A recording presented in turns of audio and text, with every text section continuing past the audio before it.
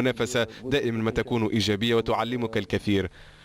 عندما ترشحنا لكأس العالم أدركت بأنني سأذهب لكأس العالم لا أفكر في الخسارة فقط، أفكر في الفوز دون استثناء. لذلك أي منتخب يأتي أمامي لن أقول لنفسي سوف أهزم أمام هذا الفريق، بل نحن نفكر فقط في المشاركة في كأس العالم. وتحدثنا مع المدرب ومع جميع الطاقم، نحن سنلعب دون أي حدود أو مركبات، نريد أن نتمتع وأن نفوز بالمباريات وأن نلعب بشكل جيد. تابعت المغرب، لدي العديد من الأصدقاء في المغرب، وأظن بأن بالنسبة لمنتخب المغرب يملكون مهارات جيدة للغاية. هناك مزيج من اللاعبين الذين ينشطون بين أوروبا وبين كل مناطق العالم وكل الدوريات، لذلك فريق فني للغاية يمكن أن يتأقلم كذلك مع أي خصم ومع الكرة العالمية بصفة عامة، ولكن لا يمكن التحديد. كذلك بالنسبة لتونس لدينا أيضا نقاط قوتنا ونقاط ضعفنا، والسعودية ومصر نفس الشيء كذلك. واجهنا مصر في العديد من المرات، وهذا فريق شاب يافع مع الكثير من المهارات أيضا ويعد بالكثير للمستقبل. لا أعرف، ولكن أظن أنه يمكن أن نكون مفاجأة في كأس العالم.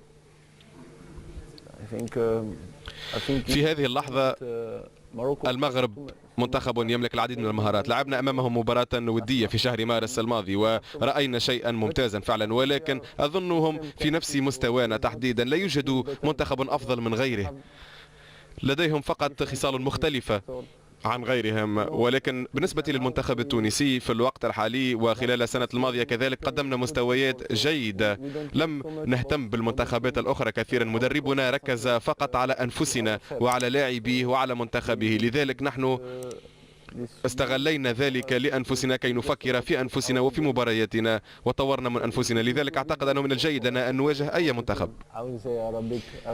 بالتأكيد سأقول البلدان العربية، المغرب، مصر، سأتابعهم بالتأكيد أكثر من المنتخبات الأخرى دون أدنى شك، ولكن أولا ستكون تونس، وأتمنى أن نذهب بعيدا لما لا في هذه المنافسة. نعم أنا أتابع، ولكن أقل من الآخرين بصراحة، لأنه سابقا كان هناك لاعب عربي في هذا المنتخب، زيدان، بنزيما والناصري، ولكن الآن لا يوجد الكثير من اللاعبين من أصول عربية في فرنسا، لذلك لا نتابعهم مثل ما كنا نتابع في السابق وفي الماضي. عندما ننظر لكرة القدم نريد أن نرى أنفسنا في منتخب ما وما يمثلنا، وأظن بأنه بالنسبة للمنتخب الفرنسي